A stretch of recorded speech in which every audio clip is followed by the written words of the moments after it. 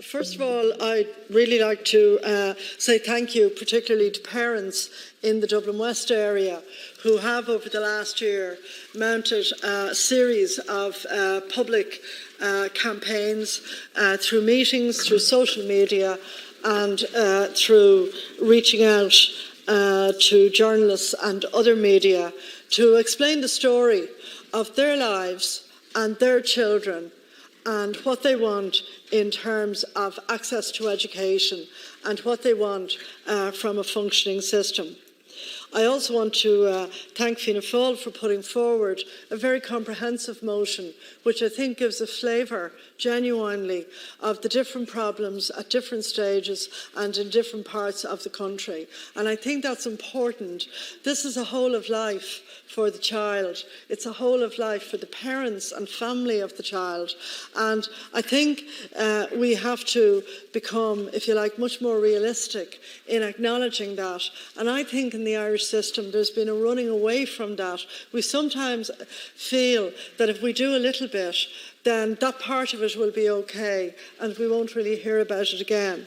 So I would also like as well to specifically mention the As I Am group, who have been lobbying as young adults themselves affected by autism and knowledgeable therefore about autism and spectrum issues, and also say as well that they're very much a counterpart to what's been happening in the UN in terms of the contribution being made by people like Greta Thunberg to actually I suppose, make us aware of the immediacy of the situation from the part on the part of children.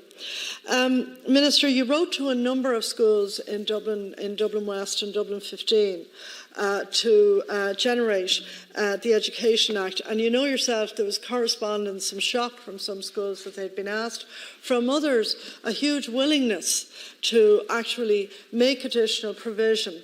And they included some DEIS schools which are not massively well resourced, and they are already dealing with quite a number of children who have specific needs, not necessarily all in the autism area.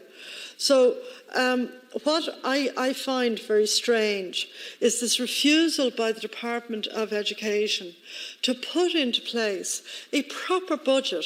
If you write to a school and ask them to say, give up their resource rooms. I can take you to 2 schools in Dublin West where your officials walked in and asked for the resource rooms, which are, as you know, for special teaching and special supports in a school. And very often the schools in Dublin West have hundreds and hundreds of children. So these rooms are important. That if you are making that request, and if the school has grounds and so on, that is a reasonable request, I believe, to actually put in the facilities. But you have to fund them, Minister. The schools don't have the funds themselves to generate the special facilities you require. And, you know, if I speak of one school, which is a DEIS school, we're a national school in Blakestown in Dublin 15. And, you know, the principal just set out for me what the resources are in terms of grants and so on. And being honest, you know, this is to equip a whole special room, right? And it's a grant, a set-up grant of 6,500, loose furniture and equipment 2,500, an ICT grant of 5,000. Let me say to you, and you'd know this yourself, you're a family person with 3 children, if you and your wife decided to do up your kitchen and also to maybe renew the electrics, you wouldn't be able to do it on a little grant like that. And schools are not able to do it on a grant like that. Now, the schools want to meet the requirements that you have set for them, but I've walked into the room and the windows go practically from close to the ceiling down to the floor. I am sure that your officials are aware that in an autism-adapted room, you can't have full-length windows from floor to ceiling. It's just not appropriate. The rooms are designed in a particular way where you have a sensory, sensitive environment, but you also have a safe area where if children knock themselves, you certainly wouldn't be inviting them to potentially knock or hit against a full-length window in a room.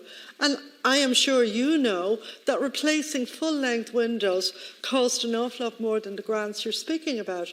So what I do think there is need for between your own department and the officials and the schools is a really detailed discussion of what's needed and then how do we fund that? Because the funding costs, even for sets of table and chairs, for which you provide, say, 2,500 for each classroom, that would be a class of 6 with a teacher and possibly with 1 to 2 SNAs. You won't actually put in the specialised furniture for that kind of grant.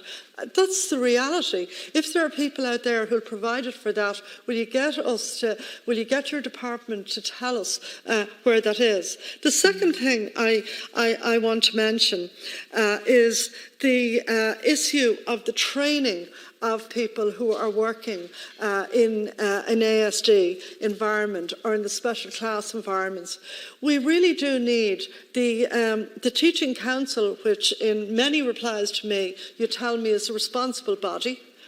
They don't recognise people who have specialist ASD training, perhaps in other countries. So the department passes the book to the Teaching Council, which passes the book back to the school, back to the department. So we're going around in circles. There are people who want to work in this area.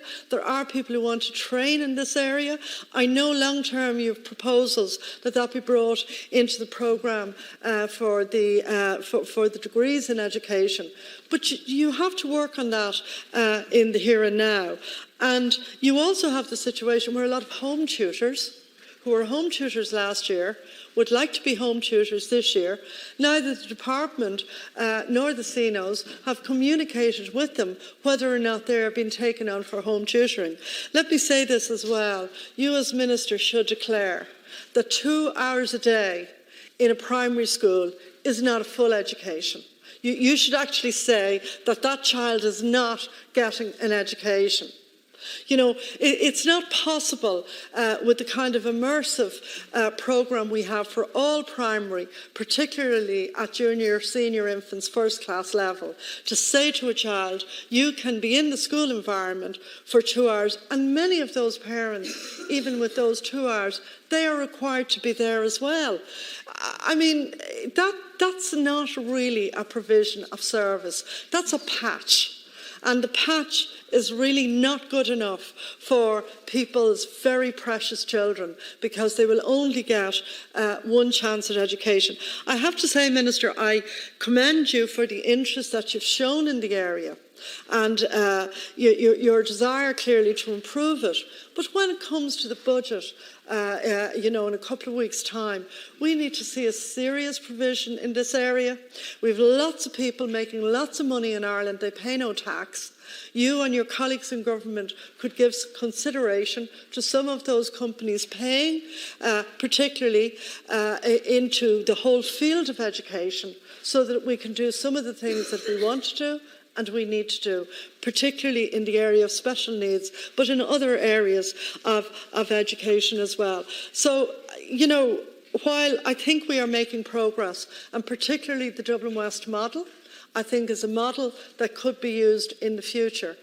I know when I was Minister for Social Protection, I initiated a review by the Chief Medical Officer in the department of what was the best way of approaching from the Department of Social Protection needs of families with children with autism who receive a domiciliary care allowance on a monthly basis.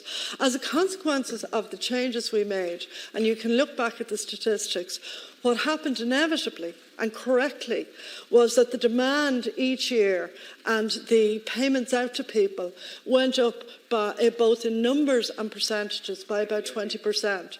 The same is waiting to happen in the education field at primary level, but also particularly and even more so at secondary level, because as a country we have focused on obviously, starting at the primary level. Thank you, Deputy. But as you know, the centres at secondary level and the resources at secondary level are only about 30% of the facilities at primary level. And the children who finish finish primary, they have to move on to their next level of education when we have an inclusive programme. Thank you very much, Deputy Burton. Thank you. Now.